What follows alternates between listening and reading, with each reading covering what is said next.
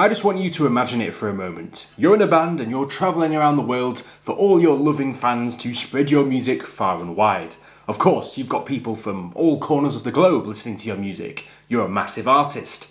But not many people have been to the farthest reaches of the Earth, such as playing a show in the Antarctic of all places.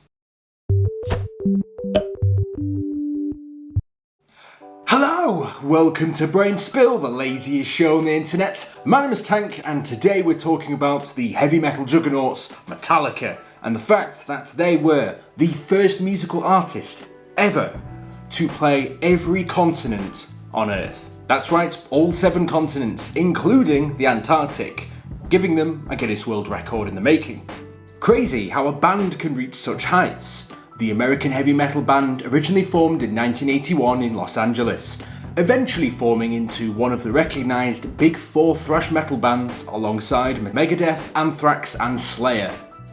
And just saying, I've seen them all live and they're all pretty damn good, Metallica especially.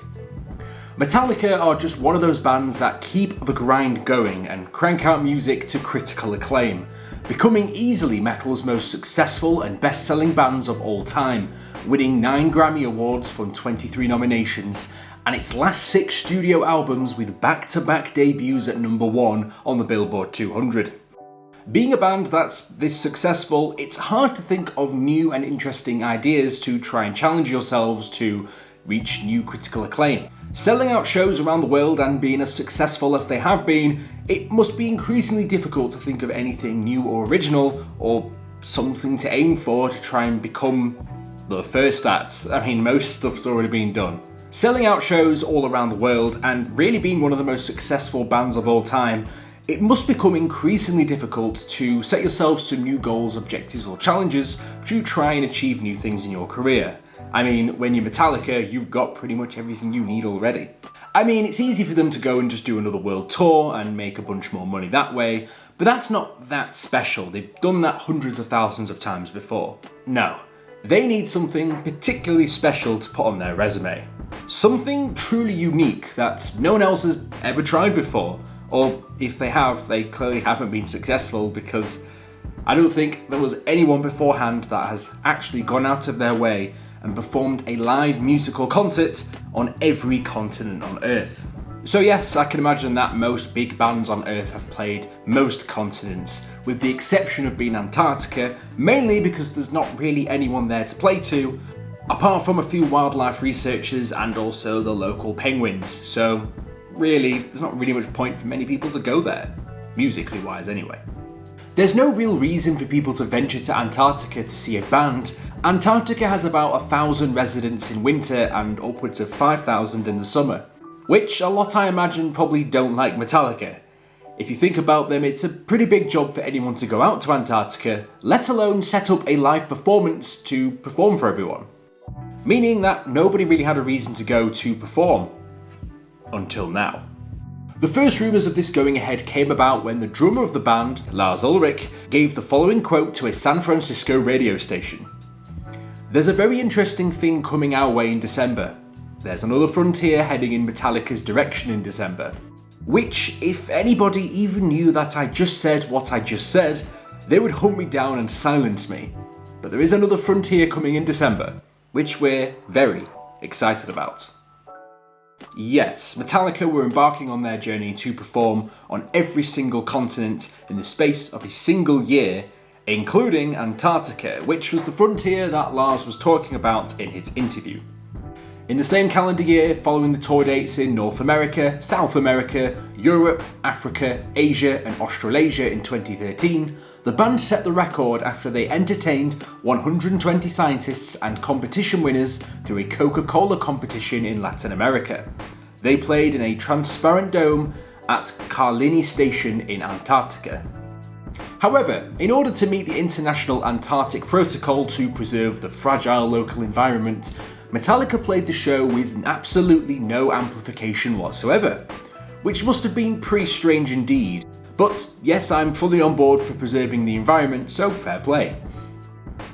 You might be wondering how this was achieved, but it was actually pretty simple. Basically, they just got everyone together for the live performance, everyone that was watching put on some headphones, And then any sound that was made was kept in an isolation chamber, and that was put to the recording devices, which would go straight to people's headphones. So it was a live performance, they were just listening into it through the headphones instead, which is pretty genius. The performance, being an iconic one, was live streamed on YouTube of all places, and yes, you can go back and rewatch that now if you want to on the channel, just after this video of course. This was so cool, in fact, the show was aptly named Freeze 'Em All Live in Antarctica, which is pretty on brand for Metallica. Epic stuff.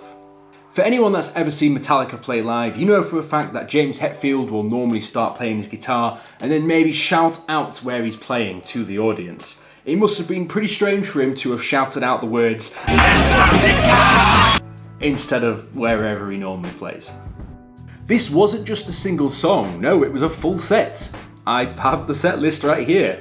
They played Creeping Death, For Whom the Bell Tolls, Sad But True, which led into a bass solo for Rob, followed by Welcome Home Sanitarium, Master of Puppets, One, Blackened, Nothing Else Matters, into Kirk Hammett's solo, followed by Enter Sandman, and closing out with Seek and Destroy.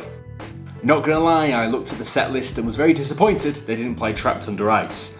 Missed opportunity there, guys. But honestly, I did watch the show for research purposes, and it was incredibly entertaining. They put on a great show. This was the most unique show Metallica has ever done. The band, contest winners, research station scientists from Russia, South Korea, China, Poland, Chile, Brazil and Germany, and the ship crew all crammed in this little dome out on the helipad of Carlini Station in Antarctica. The energy in the little dome was amazing. Words cannot describe how happy everyone was. No word on if there were any penguins in attendance.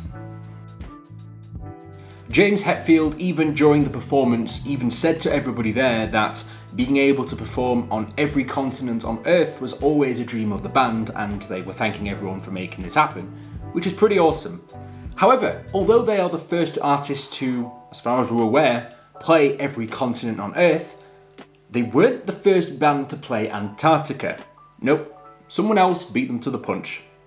The British Antarctic Survey's research station house band had played previously in 2007 as part of the Live Earth show in July 2007, marking the first festival that took place on all 7 continents. The performance, which featured a live audience made up of 17 scientist colleagues, was broadcast around the world online, and in the US via satellite radio and on NBC. So yeah, although Metallica were not the first band to ever play Antarctica for a live performance, it's still a monumentous achievement, and for them to be able to walk away and still say that they were the first ones there to perform everywhere, then that's pretty mega in itself. If you liked the video, be sure to like and subscribe. If you want to be notified as soon as I upload my next video, be sure to hit the bell button. And if you've got any ideas for what topics you'd like me to discuss next, let me know down in the comments below. As always, sources used in the video will be in the description.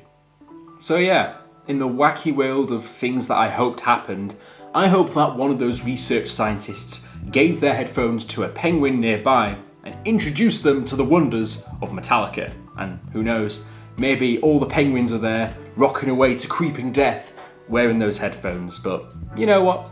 Maybe we'll go back and we'll have a new breed of Metallica fans out there, all in the very southern tip of Antarctica.